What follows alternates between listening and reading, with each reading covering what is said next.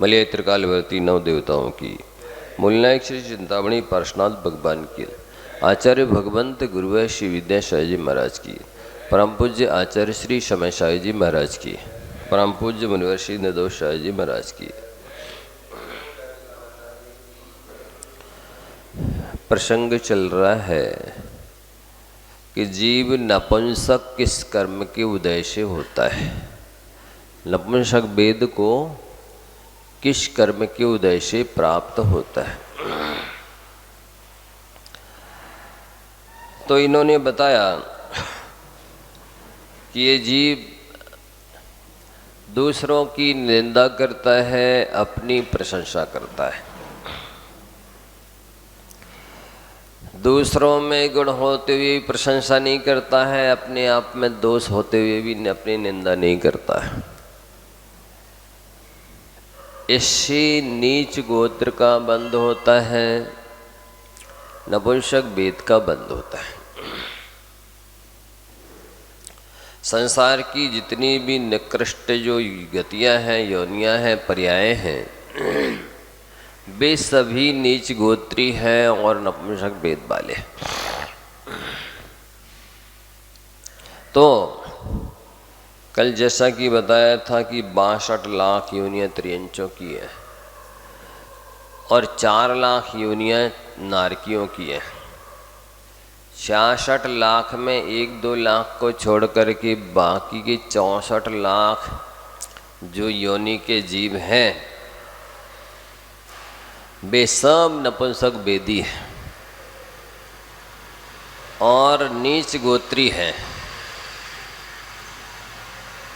अब आप इससे समझ सकते हैं कि जीव की कितनी बड़ी कमजोरी है, कमी है कि वो पर की निंदा करता है, अपनी प्रशंसा करता है। पर में विद्यमान गुण भी नहीं कहना चाहता है, अपने में अविद्यमान भी गुण कहना चाहता है। और दूसरा सूत्र दिया है कि माया तैरज्ञों से, मायाचारी करने से त्रिंचायु का बंध होता है। ये सभी 62 लाख योनि की जीव त्रियंच हैं, 4 लाख योनि की जीव नारकी हैं। ये मायाचारी करने से ये योनियाँ प्राप्त होती है। चाहे वो व्यापार के निमित्त करे कोई, चाहे उस रिश्तेदारी के निमित्त करे, चाहे घृणा ईर्ष्या द्वेष बस करे, और चाहे मान कषाय के बसीभूत होकर के मायाचारी करे। दूसरा सूत्र है योग वक्रता विसंवादनम च आश्वस्य नामना। योगों की वक्रता, कुटिलता, मन में कुछ, वचन में कुछ, काय में कुछ, और विसंवाद, ये तेरा है, ये मेरा है, जरा भी 19-20 सहन नहीं करना। किसी ने अपनी चीज का उपयोग कर लिया तो लड़ाई झगड़ा है, और ले ली अधिक चीज तो लड़ाई झगड़ा। ये जितने भी बहस विवाद होते हैं, लड़ाई झगड़े होते हैं, निंदा कलह क्लेश होते हैं, सब त्रिंचायु नरकायु के लिए आश्रम में कारण होते हैं। तीसरा सूत्र दिया निश्चल्य वृत्ति। वृत्ति को निश्चल्य होना चाहिए। शल्य 3 प्रकार की है, माया शल्य, मिथ्यात्व शल्य, निदान शल्य। आपने कुछ भी अन्यथा व्यवहार करके और प्रायश्चित नहीं लिया और छुपा लिया, पद के प्रतिकूल कर लिया, कुल के प्रतिकूल कर लिया, नियम के प्रतिकूल कर लिया, और आलोचना नहीं किया, प्रतिक्रमण नहीं किया, प्रायश्चित नहीं लिया, तो आप जीवन भर व्रती बने रहिए, त्रियंच गति मिलेगी। जैसा श्रद्धा नहीं करना चाहिए, जैसी भक्ति पूजा नहीं करनी चाहिए, वैसी कर ली और प्रायश्चित नहीं लिया, तो मिथ्यात्व और शल्य दोनों ही हो गया।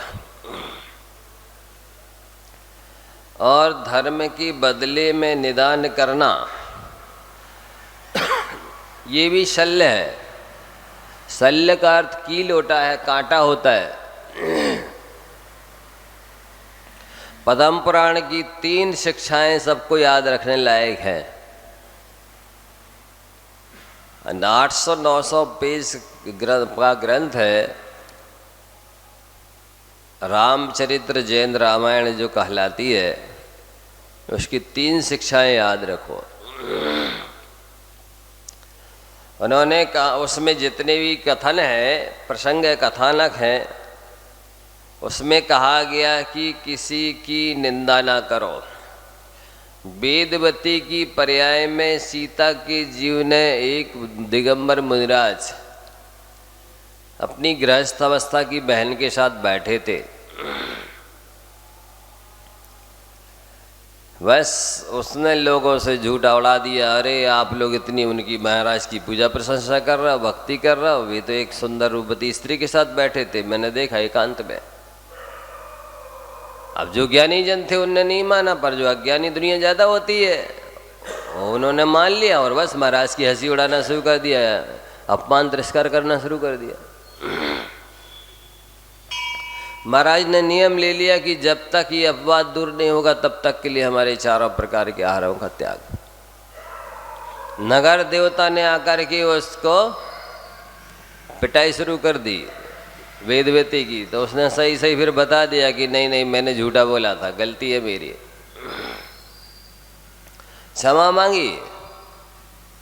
वेदवती की पर्याय में सीता के जीव ने तो गलती स्वीकार कर ली, कह दिया मैंने झूठा कहा है, क्षमा भी मांग ली, लेकिन अपवाद तो कर दिया महाराज का, अभिनय तो कर दिया, आसाधना विराधना तो कर दी। उसका फल ये हुआ कि सीता की पर्याय में निर्दोष होते हुए भी, शीलवती होते हुए भी उनके शील में कलंक लगा। वो जो कि क्षमा मांग ली थी और गलती स्वीकार कर ली थी, इसलिए फिर प्रायश्चित लिया एक प्रकार से, तो उसका फल ये हुआ कि फिर अग्निकुंड जलकुंड बन गया। ऐसे पद्म पुराण में अनेक प्रसंग है कि किसी जीव ने किसी की निंदा की और वो जन्मांतरों में कुष्ठ रोग हो गया, अपमान किया। लक्ष्मीवती नाम की एक स्त्री थी, उसके अपने रूप के बहुत गर्व था, इतना गर्व कि एक बार दिगंबर मुनिराज आए तो हंसने लगी देख करके, थूक दिया महाराज के ऊपर।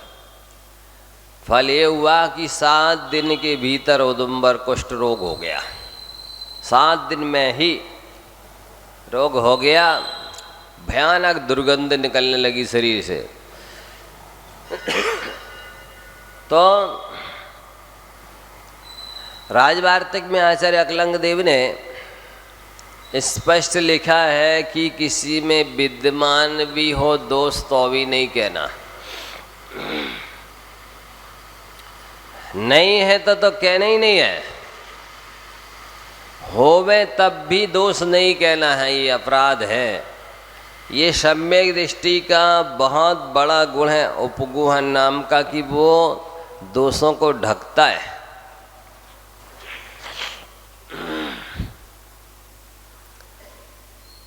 विद्यमान और अविद्यमान दोनों प्रकार के दोष नहीं कहना, ये सम्यक दृष्टि का धर्मात्मा का बहुत बड़ा गुण है। तो पहली शिक्षा है पद्म पुराण की कि किसी की निंदा नहीं करना। एक दृष्टांत भी हमने आपको वेदवती का दे दिया। दूसरी शिक्षा है पद्म पुराण की कि निदान नहीं करना। रावण ने मुनि बनकर के कठोर तपस्या की और एक विद्याधर के वैभव को देखा, आकाश में विमान से जाते हुए देखा और निदान कर लिया कि यदि मेरी तपस्या में कोई ताकत है तो मैं भी ऐसा ऐश्वर्यशाली बन जाऊं। तो तपस्या में ताकत तो होती ही है, बन गया प्रति नारायण, 3 खंड का वैभव मिल गया, लेकिन उसको भोगने के बाद आप सबको पता है कि गति कौन सी हुई।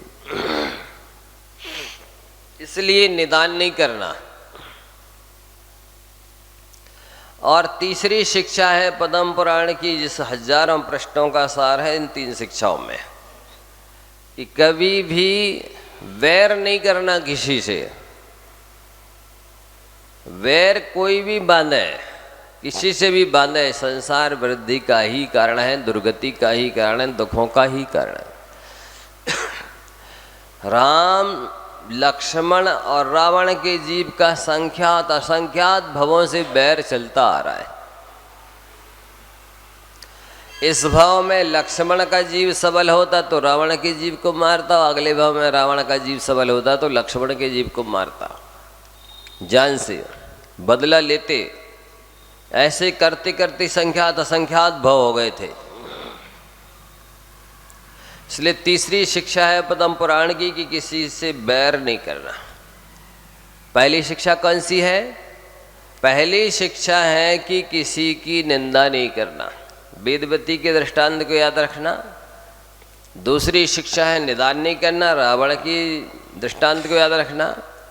तीसरी शिक्षा है बैर नहीं करना, ये लक्ष्मण और रावण राम की दृष्टांत को याद रखना। ये तीन शिक्षाएं बहुत महत्वपूर्ण हैं। जिसको भी संसार नहीं बढ़ाना है, जिसको भी अनंत भव धारण नहीं करने हैं, दुख नहीं भोगना है, तो वो ये तीन शिक्षाएं याद रखे। बैर नहीं करे, निदान नहीं करे, निंदा नहीं करे।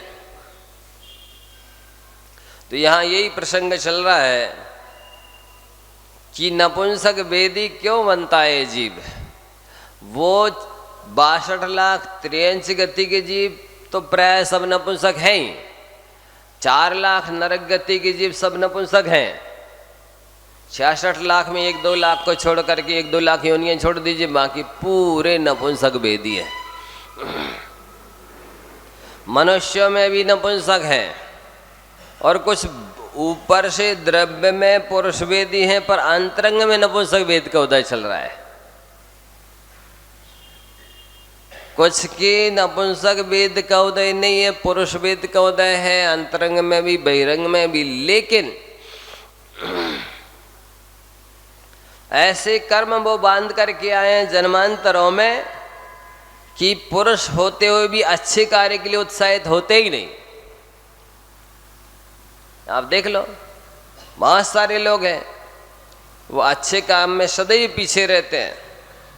तो ये भी एक प्रकार की कायरता है, नपुंसकता है। फिर अगला कारण बता रहे हैं कि अनंग क्रीड़ा की है जन्म जन्मांतरों में, इसलिए नपुंसक वेद बनता है। जो काम सेवन के अंग निश्चित अंग हैं, उन्हें छोड़ करके काम की तीव्रतावश अनंगों में, भिन्न अंगों में भी काम क्रीड़ा करना, कुचेष्टाएं करना, ये नपुंसक वेद के लिए कारण है। मर करके भी जीव नपुंसक वेदी बनता है। जितने भी हम अंगोपांगों की कुचेष्टा करते हैं, कौतुक करते हैं, जैसे किसी को गुदगुदा देना,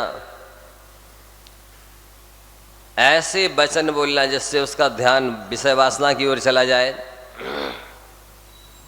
ऐसी चेष्टाएं करना जिससे उसका ध्यान विषय वासना की ओर चला जाए, इस तरह के हाव भाव अंगोपांगों को चलाना जिससे व्यक्ति रागा माने विषयासक्त हो जाए, इन सब से नपुंसक वेद का बंद होता है। इसलिए तो 66 लाख योनि के जीव नपुंसक हैं टोटल। बस 63 गति में कुछ स्त्री वेदी है। इतनी योनियां हैं 84 लाख योनियों में। और फिर लिख रहे हैं निंदनीय हंसी कर रहे हैं मैं प्रेम करना। आप देखो हंसी मजाक कितनी करते लोग। कई बार लड़ाई झगड़े हो जाते हैं, बुराइयां हो जाती है, कई लड़ मर जाते हैं हंसी में। ऐसे व्यंग कहते, जैसे व्यंग करेंगे, कमेंट्स करेंगे या टॉर्चर करेंगे या इस टाइप से दिल लगी करेंगे, नीचा दिखाएंगे, हंसी उड़ाएंगे, जिससे नपुंसक वेद का बंद होता है। हंसी मजाक अच्छी नहीं मानी जाती। हाँ, इतना प्रसन्न बदन होना जिससे कि अपने अंदर में रोक शोक ना रहे, गम ना रहे, इस टाइप से न लगे कि ये गम में है, शोक में है, वेदना में है, हताश उदास निराश हैं, अनुत्साहित है ऐसा नहीं लगे, ऐसी प्रसन्नता तो हो, लेकिन इस तरह की हंसी मजाक ठीक नहीं मानी जाती कि जिससे सामने वाले की फजीती हो, बेइज्जती हो, उसको नीचा देखना पड़े, उसका अपयश हो जाए, बदनामी हो जाए, अपमान हो जाए। तो इस टाइप की जो हंसी है वो नपुंसक वेद के लिए कारण है। और नपुंसक हिजड़ों की निंदा करना, देखो अब वो नपुंसक वेदी है, भले गलत तरीके से। कई तो ऐसे भी हैं जो नपुंसक नहीं पर नपुंसक वेश धारण करके पैसे कमाते ट्रेनों में, ये नपुंसक नहीं है, लेकिन ने वेश धारण किया है और नपुंसक बनकर के पैसे कमा रहे हैं। अगले जन्म में अब सही में नपुंसक बनेंगे, क्योंकि वो ऐसे कर्म कर रहे हैं, इसलिए नपुंसक वेद मान रहे। पुरुष होकर के नपुंसक का वेश धारण करके पैसे कमाना, तालियां बजाना सीख ली नपुंसक जैसे, तो ये नपुंसक वेद के लिए अनंत काल नरक निगोद में पड़े रहेंगे ऐसे जीव, निकलने का सवाल ही नहीं। क्योंकि ऐसे कोई संस्कार है ही नहीं, ऐसी कोई संगति है ही नहीं, ऐसे कोई पुण्य कमाए ही नहीं कि जाए और तुरंत निकल आए। वो तो ऐसे कर्म बांध रहे हैं कि वो अनंत काल तक नरक निगोद में पड़े रहेंगे। कभी भी इस तरह का छद्म वेश कहलाता ही है, ये सरासर मायाचारी है, ये सरासर कूट वेश है, ये छल है, दूसरों को धोखा देना है। जो भी लोग किसी भी रूप में दूसरे को धोखा देते हैं, वे नपुंसक वेद का त्रिंचायु का ही बंद करते हैं। चाहे व्यापार में मिलावट करके धोखा दें, चाहे व्यवहार में धोखा देवें, चाहे रिश्तेदारी में धोखा दें, चाहे मित्रता में, चाहे कुटुंब परिवार में, कहीं पर भी धोखा देते हैं, छल करते हैं, कपट करते हैं, 2 नंबर के काम करते हैं, 420 की जैसे बोलते हैं। सब नपुंसक वेद के लिए, त्रिंचायु के लिए कारण है, नरक आयु के लिए कारण है। आप देख लो, हर चीज डुप्लीकेट, जो चीज देखो उसी में मिलावट, जो देखो उसी में मिलावट, जो देखो उसी में मिलावट। ये सब अशुभ नाम कर्म के लिए, नीच गोत्र के लिए, त्रिंचायु नरक आयु के लिए बंध में कारण है। असाता वेदनी बनती है जो 24 घंटे और हमेशा हमेशा अनंत काल तक इस जीव को दुखी ही रखेगी, दुर्गति में रखेगी, दुखी रखेगी। कोई साधन नहीं निकलने का वहां से। अशुभ नाम कर्म का मतलब क्या होता है? खोटे अंगों पांगों का निर्माण होना, जिसे लोग देखना पसंद नहीं करते, छूना पसंद नहीं करते, खोटी पर्यायों को प्राप्त होना। तो कोई हिजड़ा भी है, अपन को उसकी निंदा नहीं करना, वो जैसा करनी वैसी भरनी, याद रखो, जो करेगा जैसा वैसा भरेगा। अपन बोल करके अपना मुंह खराब मत करो, देख करके अपनी आंखें खराब मत करो, और अशुभ कर्मों का बंद मत करो। हिजड़ों की निंदा करने से भी नपुंसक वेद का बंद होता है, हंसी करने से। और जो तीव्र कामी हैं उनको भी नपुंसक वेद का बंद होता है। सैकड़ों साल पहले कुंदू सागर जी महाराज, आचार्य कुंदू सागर महाराज जी ने राजवार्तिक आदि बड़े बड़े ग्रंथों के आधार से लिखा है ये, कि जो कामी होते हैं तृप्ति नहीं हो रही, कितने घंटे निकल रहे, कितने दिन निकल रहे, कितने वर्ष निकल गए, फिर भी तृप्ति नहीं हो रही। नैतिक तरीके से, अनैतिक तरीके से, 100 स्त्री पुरुष में, पर स्त्री पुरुष में, जिस किसी तरह जो वासना की पूर्ति करते हैं, वे अगले जन्म में मरकर नपुंसक होते हैं। और नपुंसकों को आपको बता ही दिया कि एक इंद्रिय से लेकर, निगोद से लेकर की, और ये पंचेंद्रिय पशु तक सब लगभग नपुंसक हैं। 62 लाख उन्हीं की जीव, और सारे नारकी नपुंसक हैं। उनकी वेद की वेदना अब आके आग की तरह, भट्टे की आग की तरह है नपुंसक वेद की वेदना। आप भोगो, कितना भोगोगे? ये उत्कंठा, ये अतृप्ति तो और ज्यादा अनंत काल तक बनी ही रहना है।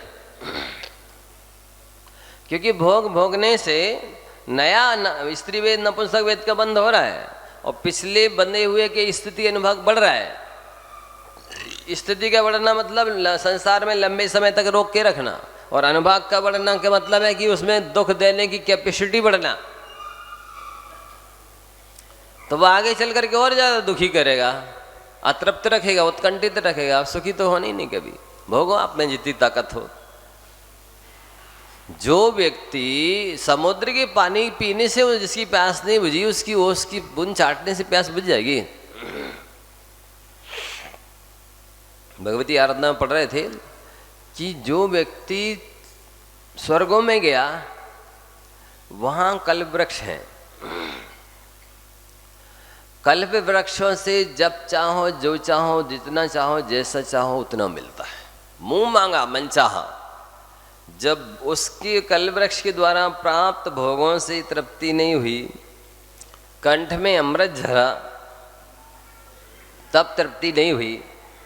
भोग भूमि में भी कल्प वृक्ष है, भोजनांग जाति के कल्प वृक्ष हैं। तो आपको जो चाहिए, जैसा आइटम चाहिए, पोहा जलेबी चाहिए कि मंगोड़ी चाहिए कि क्या चाहिए, सब मिलता है जब जैसा जितना चाहिए।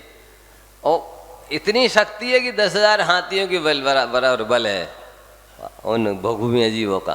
और 3 पल्ले की आयु मैंने असंख्यात बरस की आयु है। और पति जो भाई बहन साथ साथ जन्मते हैं वही पति पत्नी बन जाते हैं और जीवन भर साथ रहते हैं। वियोग नहीं होता है, एक साथ ही मरते हैं और जीवन भर भोग भोगते हैं। भोजनांग जाति के कल्प वृक्षों से भोजन प्राप्त कर करके खा करके भोगते भोग, फिर भी तृप्ति नहीं होती। तो स्वर्गों में अमृत झरा और वैकृक शरीर के द्वारा लाखों करोड़ों देवांगनाओं के साथ भोग भोगे, फिर भी नहीं तृप्ति हुई। भोगभूमि में भोजनांग जाति के कल्प वृक्षों से मनमाना मनचाहा भोजन खा करके भोग भोगे, फिर भी तृप्ति नहीं हुई। विद्याधरों के भोग भोगे, उनमें तृप्ति नहीं हुई। और चक्रवर्ती के 365 रसोइया होते हैं। अभी तक मेरी धारणा थी कि एक रसोइया एक ही दिन भोजन बनाएगा, दूसरे दिन दूसरा रसोइया भोजन बनाएगा, लेकिन ऐसा नहीं। कल मैंने भगवती आराधना में पढ़ा कि 365 रसोइये एक साल का भोजन एक दिन में बनाते हैं। प्रतिदिन बनाएंगे 365 रसोइया भोजन। वो अपनी अपनी डिश बनाएंगे, अपनी अपनी कला का प्रदर्शन करेंगे। सुंदर से सुंदर, स्वादिष्ट से स्वादिष्ट, पौष्टिक से पौष्टिक। मतलब जैसे 1000 गायें दुही और उस दुह करके उस दूध को एक गाय को पिला दिया और फिर उसको दुह करके और फिर उससे व्यंजन बनेंगे। मतलब और पौष्टिकता आ जाए और मिठास आ जाए। तो ये कल नई चीज दृष्टि में आई कि 365 रसोइया प्रतिदिन भोजन बनाते हैं। अभी तक मेरी धारणा थी कि एक दिन में एक रसोइया भोजन बनाएगा और फिर बस बैठे रहो। अब तो 364 दिन अब दूसरा बनाएगा। उसने मना दिया अब तुम बैठे रहो 364 दिन। लेकिन कल ये पढ़ा कि भगवती आराधना में कि 365 रसोइये प्रतिदिन साल भर का भोजन, मतलब अपना अपना भोजन बना के और चक्रवर्ती को परोसेंगे। तो ऐसी लंबी आयु, पल्यों की आयु कितनी मतलब लंबी उम्र पाई, इतना शक्ति पाई और इतने 32,000 मुकुटबद्ध राजा सेवा करने खड़े हैं। देवी देवता लोग 23,000 देवता तन्नाओं ने दी और 14 रत्नों की सेवा करते हैं, रक्षा सुरक्षा करते हैं। उनके द्वारा दिए गए भोजन से तृप्ति नहीं हुई तो यहाँ तो आयु भी कम है, शक्ति भी कम है, भोग सामग्री भी कम है। यहाँ तो अब किसी भी चीज़ में दम बची नहीं। यहाँ के भोगों से कैसे तृप्ति हो जाएगी? तो इससे तो और ज्यादा कर्मों का बंध होना है, आगे चल करके और अतृप्ति उत्कंठा बनी ही रहना, बाधा कष्ट तो सहना ही है। तो ये लिख रहे हैं जो तीव्र कामी हैं, अत्यंत भोगासक्त होते हैं, वे नपुंसक वेद का बंद करते हैं। तो अभी जितनी पीड़ा भोग रहे हैं उससे अनंत गुनी पीड़ा आगे चल के भोग नहीं है। और लिख रहे हैं जो सामान्य से भोगों से तृप्त नहीं होते हैं, अनेक तरह के प्रयत्न करके भोग भोगते हैं। मान लो जैसे कई लोग हैं ना, वो ताकत की दवाइयाँ खाएंगे, इंजेक्शन लगाएंगे या कैप्सूल खाएंगे जिससे और भोग भोगने की ताकत आ जाए। ऐसे अनेक उपाय अपना करके भोग भोगते हैं, टेक्निक तरीके। वे भी नपुंसक वेद का बंद करते हैं। और ऐसे पाप असत वेदनी आदि कर्म बंद करते हैं कि अनंत काल के लिए नरक निगोद में चले जाते हैं। अब वहाँ से निकलने का कोई उपाय, कोई साधन नहीं है, क्योंकि पुण्य है नहीं, संस्कार है नहीं, सत्संगति है नहीं, और कोई उपाय है नहीं कि जिसके बल पे वो निकले ऊपर। कितने काल पड़े रहेंगे और इतने तीव्र वचनातीत कष्ट भोगते रहेंगे, कोई वचनों से कह ही नहीं सकता है, कोई ठिकाना नहीं है। इसलिए बंधु, अपन को ये शास्त्रों के वचनों पर विश्वास रखना चाहिए कि भोग भोगने से तृप्ति नहीं होती है। क्यों नहीं होती है? कि भोग भोगने से पाप का बंध होता है, और पाप का बंध होने से पिछले पाप को और मजबूत बनाता है, वह स्थिति अनुभाग बढ़ाता है, और नया कर्म बनता चला जाता है, वो उदय में आता जाता है, फिर उत्कंठा बनी रहती है, फिर वही अतृप्ति बनी रहती है, और वही कर्म सताते रहते हैं। तो वही उपाय है इन पाप संज्ञाओं से, आहार भय मैथुन परिग्रह संज्ञा से बचने का, कि जितना आप त्याग करेंगे उससे पुण्य बढ़ेगा, उस पुण्य से आपकी आसक्ति कम होगी, वो पीड़ा कम होगी, वो धीरे धीरे करके और तब त्याग बढ़ता चला जाएगा, वो खत्म हो जाएगी। ये उपाय है, ये तरीका है इस संज्ञाओं से बचने का। अब आगे बता रहे हैं कि जी मर कर के विकला त्रय कौन से कर्म के उदय से होता है? 2 इंद्री, 3 इंद्री, 4 इंद्री। वैसे विकल का अर्थ होता अपूर्ण। 5 इंद्री और मन होना चाहिए, 8 अंग और उपंग होना चाहिए, तो वो पूर्ण कहलाता है। अब इसमें कोई कमी है तो वो अपूर्ण कहलाता है, विकल कहलाता है। वैसे तो असैनी पंचेंद्री भी विकल है, लेकिन यहाँ विकला त्रय शब्द प्रसिद्ध है। 2 इंद्री, 3 इंद्री, 4 इंद्री इस अर्थ में। ऐसे 1 इंद्री भी अपूर्ण है, उसके पास भी मात्र 1 इंद्री है, 4 इंद्री और नहीं है, मन भी नहीं है, इसलिए वो भी विकल है 1 इंद्री। और असैनी पंचेंद्री भी विकल है क्योंकि मन नहीं है। लेकिन विकला त्रय में ये 2 इंद्री, 3 इंद्री, 4 इंद्री प्रसिद्ध हैं। तो इनमें जीव किस कर्म के उदय से उत्पन्न होता है? तो ये बता रहे हैं कि जो पुरुष इस भाव में अत्यंत निर्दयता के साथ विकलत्रय जीवों को दुख देता है। अब आप देखिए, 2 व्हीलर 4 व्हीलर में आप चलते हैं तो उसमें जीवों की रक्षा कर पाते हैं? उन सब जीवों की चटनी बटती है। बड़े बड़े जो केचुए होते हैं, बिल्कुल जिनका सॉफ्ट शरीर है, अब उसके बीच में से आपने 2 व्हीलर निकाल दी, अब वो कट तो गया लेकिन अभी मरा नहीं है, अब वो तड़फ रहा है, दोनों उसके हिस्से। इससे जो कर्म का बंध होता है, अनेक तरह से। आप देखो, झाड़ू लगाते समय 2 इंद्री, 3 इंद्री, 4 इंद्री जीवों को मारेंगे, नहाते धोते समय, सफाई करते समय, पोछा लगाते समय। अब दीपावली में देखना,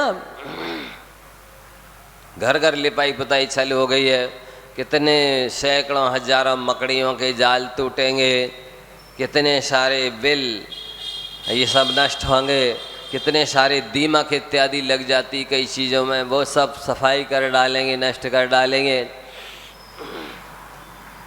अब देखो, कपड़ों में लग गई दीमक, लकड़ी में लग गई, और अनेक तरह से कई चीज़ों में लग जाती। रखे रहते सालों, अलट पलट के देखते नहीं है।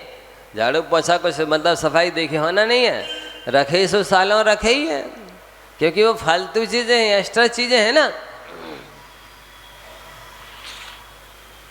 और वो धनतेरस हर साल आना है, और धनतेरस का तात्पर्य है कि नए बर्तन खरीदो, वस्त्र खरीदो, वाहन खरीदो। अज्ञानियों की ये परिभाषा है।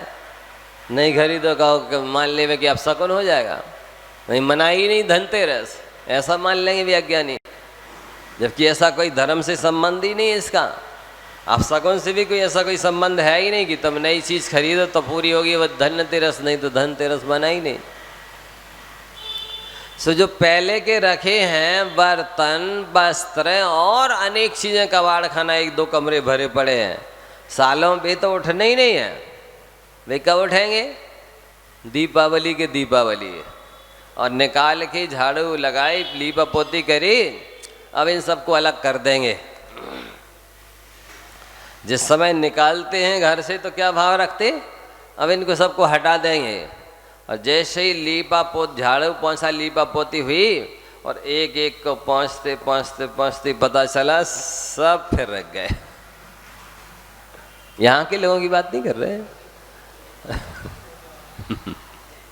मतलब ऐसा एक भी चीज नहीं छूटेगी बाहर, उसको पांच पांच के लीप पोत के मांझ मूझ के रख दी। काहे के लिए रखी? बोले वो नातिन की शादी होगी ना, उसमें काम आएगी। अब नातिन की शादी आ गई 20 साल बाद, वो सामान चाहिए है, निकाल लाओ। अरे कौन ढूंढे कहाँ दबा रखा है, एक बात। दूसरा, अरे वो मैली कुचली पड़ेगी होगी, कौन मांजेगा मुंजेगा धोएगा, दो बात। तीसरी बात, अरे कोई क्या कहेगा, इनने कौन से जमाने, आदम बाबा के जमाने की निकाली। दूसरी लिया, लो किस लिए रखी थी? शादी में काम आएगी। अब इस समय क्या स्थिति है? कौन ढूंढे, कौन मांझे मुझे धोए पोछे, लोग क्या कहेंगे, कब की निकाली पुराने जमाने की। अभी कैसा सता रही है, फिर भी नहीं फेंकेंगे। अगली दीपावली आएगी फिर वही करेंगे।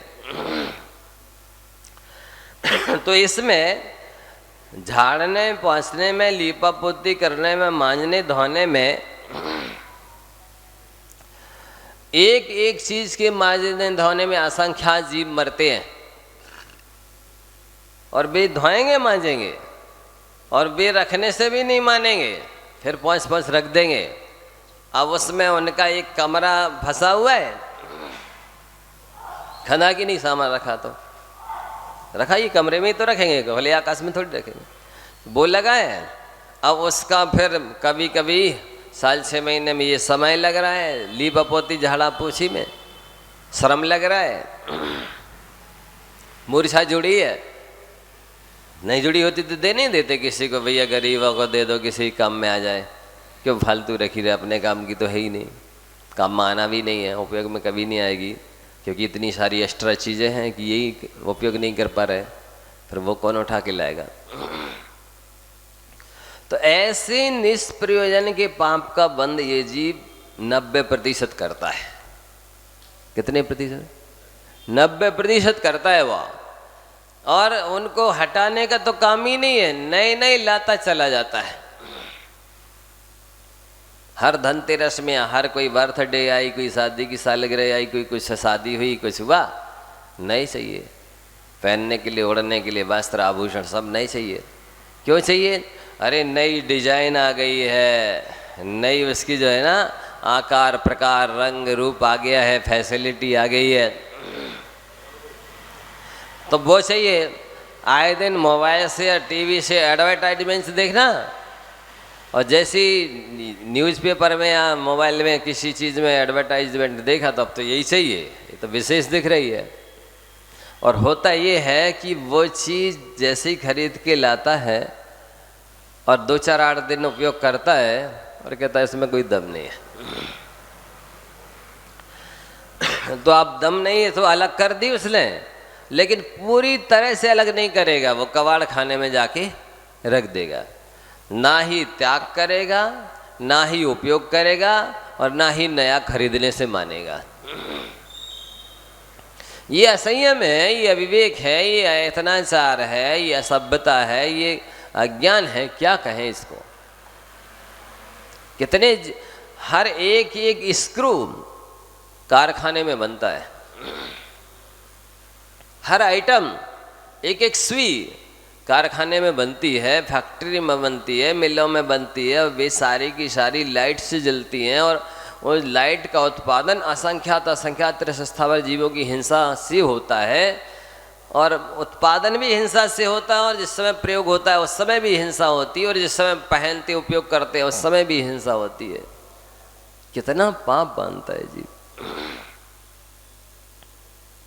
फिर भी ये अज्ञान रूपी अभिशाप ऐसा है, वो उसका पीछा छोड़ता नहीं। इससे कोई संबंध नहीं है धनतेरस से कि नए वस्त्र खरीदो, कि आभूषण खरीदो, कि कोई वाहन खरीदो तभी धनतेरस कहलाएगी, नहीं खरीदोगे तो कुछ अपशकुन हो जाएगा, है ही नहीं सब। बल्कि और जो एक्स्ट्रा रखे वो दे दो तो ठीक है, अलग कर दो। ये नियम ले ले अथवा यही नियम ले ले कि चलो हम कोई भी नई चीज लाएंगे तो पुरानी घर की एक बाहर कर देंगे। एक बाहर एक भीतर का सिद्धांत ही अपना ले कि जब भी हम कोई बाहर की चीज खरीद करके भीतर करेंगे तो भीतर की चीज को बाहर कर देंगे, तो भी कबाड़ खाना ना बढ़े, तो भी अंबार न लगे। सुबह होता नहीं है, छूटती नहीं है, पुरानी चीज नहीं छूटती। जीवन भर में एक बार भी काम नहीं आएगी, लेकिन इसके बाद भी वो छोड़ नहीं पाएगा, त्याग नहीं कर पाएगा, अलग नहीं कर पाएगा, हटा नहीं पाएगा। कैसी विचित्र, इसी को तो अनंतानुबंधी लोभ बोलते हैं। और कौन सा अनंतानुबंधी लोभ होता है? इसी के तो अनंतानुबंधी मान बोलते हैं। और क्या पहचान है? यही जीव तो बहिरात्मा कहलाते हैं, यही तो मूढ़ कहलाते हैं, यही तो अज्ञानी कहलाते हैं, यही तो मिथ्या दृष्टि कहलाते, यही तो दीर्घ संसारी कहलाते हैं, यही तो पशु कहलाते हैं। और क्या कहलाते हैं? जिनको इतनी बात समझ में नहीं आ रही कि हमारे लिए उपयोगी क्या है, अनुपयोगी क्या है। तो ये लिख रहे हैं कि जो पुरुष निर्दयता से 2 इंद्रिय, 3 इंद्रिय, 4 इंद्रिय आदि जीवों को मारते, कभी देखा आपने कि मार्जन करके कोई लीपापोती कर रहा है, झाड़ा बटोरी कर रहा है, साफ सफाई कर रहा है? नहीं, बिल्कुल धड़ाधड़ फटाफट करना है, जल्दी निपटाना है। क्या इतना चार होता है? तो ये विकलात्रय जीव असंख्यात मरते हैं। अरे पंचेंद्रिय जीवों की भी अवगाहना इतनी छोटी होती है कि आपको आंख से नहीं देगा। गौमठ शास्त्र जीव कांड में जब 64 अवगाहनाएं जीवों की बताई हैं, तो उसमें विकलात्रय से भी छोटी पंचेंद्रिय जीव की अवगाहना होती है, हो सकती है, आंखों से नहीं दिखते। अब आपने तो ये जो जिसमें फफूंद लग गई है, जिसमें दीमक लग गई है, जिसमें कहना चाहिए खत गया है, कोई भी चीज़ खराब हो गई है, बहुत दिन की रखी सालग्रस्त हो गई है, उसमें अवश्य ही सम्मूर्छन जीव तो उत्पन्न हो ही गए हैं। और सम्मूर्छन जीव दिखते नहीं है। वे 2 इंद्रिय भी होते, 3 इंद्रिय भी होती, 4 इंद्रिय भी होती, पंचेंद्रिय भी होते, सैनी असैनी दोनों होते, लब्धा पर्याप्तक होते हैं। और वे धोने में, मांजने में, साफ करने में सब मर जाते हैं, उनकी कोई वैल्यू नहीं है। ऐसी हिंसा की, इसलिए अगले जन्म में मर करके वो विकलात्रय में उत्पन्न होते हैं। 2 इंद्रिय, 3 इंद्रिय, 4 इंद्रिय बनते हैं। बहुत सोच समझ के कीजिए। खरीदी बहुत महंगा है, सौदा है। कोई भी चीज़ खरीदना और फिर उससे ममत्व हटाना, दोनों काम ही बहुत कठिन है। आप जी रहे हैं, अच्छी बात है। मनुष्य पर्याय वैसे जीने के लिए और मरने के लिए नहीं मिली है। मनुष्य पर्याय जन्म मरण मिटाने के लिए मिली है। लेकिन फिर भी अफसोस के साथ जीना और अफसोस के साथ मरना दोनों ही खराब है। अफसोस के साथ नहीं जीना। जो बीती ताही विसार दे, आगे की सुध ले। जो बीत गया है उससे शिक्षा ले सकते हो, अनुभव ले सकते हो, प्रेरणा ले सकते हो, तो पिछले को याद करो।